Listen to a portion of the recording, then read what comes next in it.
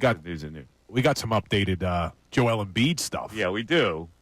Now, yesterday we talked about this story with Sam Amick went and said that they knew about this knee condition and still gave him the extension. And in somewhere along in that report said they thought they could manage it. So in that way, it's not really that different. But the Sixers obviously felt that was bad pub for them. And this is the way it goes in the media. You use media people to get your point out here. And so here comes Ramona Shelburne from ESPN with her story today saying what, Bill? Now, this is quoted from the article. The team and Embiid had sought half a dozen medical opinions before signing him to a 3-year, $192.7 million extension this September, sources said. And all of those consulted believed his knee could be adequately managed by a combination of strategic rest and procedures to promote healing, which Embiid has been regularly undergoing since last season, end quote. Instead of doing this clandestine spy versus spy dookie, how about if the general manager just comes on this show and I'll ask him direct questions? How about that? Preaching to the choir, man. We're trying. Sam Amick over there reports that the Sixers get, hey, Ramona, let me tell you this. And so let's get to the kernel of the truth by getting the GM on this or the president of basketball operations. And I'll just ask him direct questions. I'm not have to get the guy. I ask you direct questions. You don't have to use Ramona Shelburne or Sam Amick. See, here's my question here, and I think you know the answer. It's kind of a rhetorical question. Why now does this come out? The extensions news was September, and we didn't hear anything about all of these medical opinions, a half a dozen, 6 medical opinions on the knee. We didn't hear a word about it.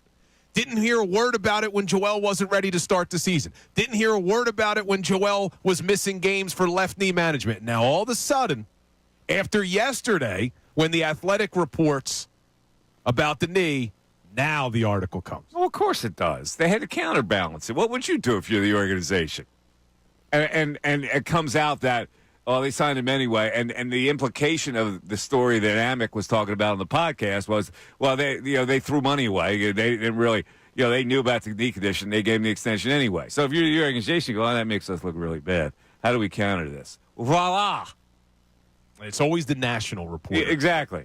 Well, the question, when you start it with why didn't it come out when he signed the extension, it's fair to ask, hey, is the knee all right? How much information was coming beyond the knee okay? Like, how much is someone going to give you other than the knee's all right? No one in the organization is going to be excited to tell you, hey, we're not sure about the knee. Well, we consulted all these different people about the knee, because that raises more alarms than it gives you. Okay, maybe not when the extension gets signed. But what about when he showed up to camp and all of us were left to speculate as to why he wasn't ready? And he must be out of shape. No one said anything about, no. We talked to 6 doctors who told us this is what we need to do. That wasn't reported. Then he's missing games. Still not reported. Then the NBA fines them because they weren't forthcoming about the knee injury. Still don't get this information. And I'm fine with that, because I think the messaging for them has been horrible from the jump on this. The bottom line is that there's nothing that new. They're going to continue to kind of try to manage this whole thing. And part of the managing him is he doesn't play. And that's what ticks me off more than anything. Because it's like you have just forgotten about everybody that supports this franchise and playing by your rules only. And convincing people, hang in there with us because this is all for the greater good. And now tonight, down at the Wells Fargo Center, you got the Houston Rockets coming to town. No Joel, no Paul George, right? They've already been ruled out. I'm surprised. Mike and I were looking at the money line for tonight. I'm surprised it's not higher than what it was. Oh, it's -2, what, 10? It's pretty high. -220 now. Looks like it's going up. -220. I can't. Any chance to win tonight? I guess Maxey and McCain could go off. 5.5. The number tells you that maybe they have a chance to win. I'm not buying it. Houston's a pretty good team. They're kind of on a roll right now. While they won, they're coming off a loss in Milwaukee by a point in Milwaukee, but they had won 3 of their last 4 before that game. And they're pretty good. All right, let's go back to the phones. We got Joe in South Jersey. Joe, you're on 97.5 The Fanatic.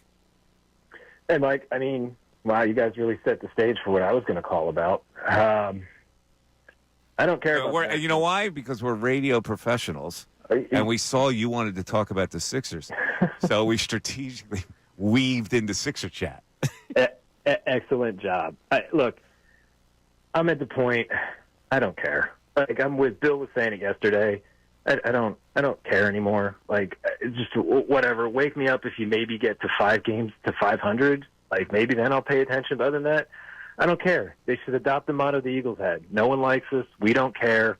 They don't care about us. I hope that stadium doesn't get built. Screw that franchise. And that nerd, Josh Harris. Now that's not nice. It's not call him names. I just point out that he seems to be really happy eating popcorn at courtside when his team stinks. He's the type of dude that flexes in the mirror and then hangs his head and realizes his bank check. Whatever, it doesn't matter. Like, he's just a goof. But, like, he's not the problem. I don't know. I don't care. Like, I was going to go to the game tonight. The Sixers Junior Kids Club has a thing beforehand. And I was just like, you know what? I'd rather my kid go to basketball practice than go down there for that. We're going to do something else before his basketball practice. He'll have basketball practice tonight, and we're just going to move on. I'm not spending the money to go down there to see this. I hear you, man. You sound down. All right, here's your general knowledge question. Again, we're playing for the Yuletide Liberty Hill tickets. This is Tom Hanks movies. Was Tom Hanks in the movie Joe versus the Volcano? Yeah, where they all drank orange soda. Oh, that is correct. And he was in there with that Meg Ryan, I believe, in that movie. The Brain Cloud, right? Yeah. All right, hold on a second. I've never seen that movie. It's horrendous. Yeah, I knew he was in it. It might be one of the worst 5 movies ever. Well, you're not a fan of Tom Hanks. Yeah, no, I'm not. I didn't say I wasn't a fan of him. You said that before. I said he wasn't among the upper echelons of the Neros of the world. And now people got all in a tizzy about that. He doesn't have the range that those other kind of actors will. That doesn't mean he's not good in his little genre. In 3 straight years, he played a gay man in Philadelphia. Good movie. That was one of his great performances. He played a mentally challenged man in Forrest Gump. That was not a great performance. That was a silly accent. And then he played an astronaut. 3 straight years. Yeah, he had 2 great performances. Castaway was another great performance. Oh, come on. Dude, it's just him in the movie the entire time. Yeah, it's him in a volleyball. The most impressive pieces of work he did with Philadelphia and Saving Private Ryan. Dude, he's had a lot of impressive roles. Give me one. I just gave you one, Castaway. That's not an impressive role. That was an okay role. He's on screen alone with a volleyball. All right. What else? You want to talk about Road to Perdition, where he was a hitman? Tom Hanks. I didn't love that. Tom Hanks is a hitman. I didn't love Road to Perdition. What else we got from him? I don't want to ruin the category. The category we're gonna stomp all over. We're gonna destroy it. Stop. Yeah, so I'll stop. All right, Ray. Was Tom Hanks in the movie American Beauty? Good movie. No. That's correct. That is correct. He was not in American Beauty. Kevin Spacey was in American Beauty. Yeah, Ray's up 3-2. When you said good movie, I felt like that kind of gave it away. Yeah, because he didn't think he's a good actor. I didn't say he wasn't a good actor. He has his wheelhouse. When he steps outside his wheelhouse, it's silly. Mike, I just gave you like 4 different movies where he's a different role. Come on, Castaway. Oh, it was an okay movie. Was it a great movie? Well, I can do that. 610-632. I can do Gump too. No, you can't.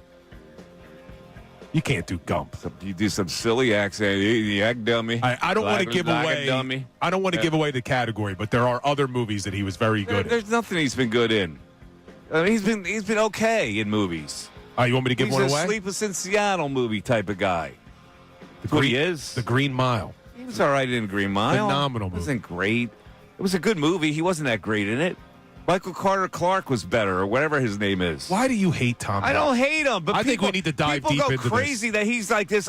He's an okay actor. He's not the Nero-esque actor. Mike Missanelli Show.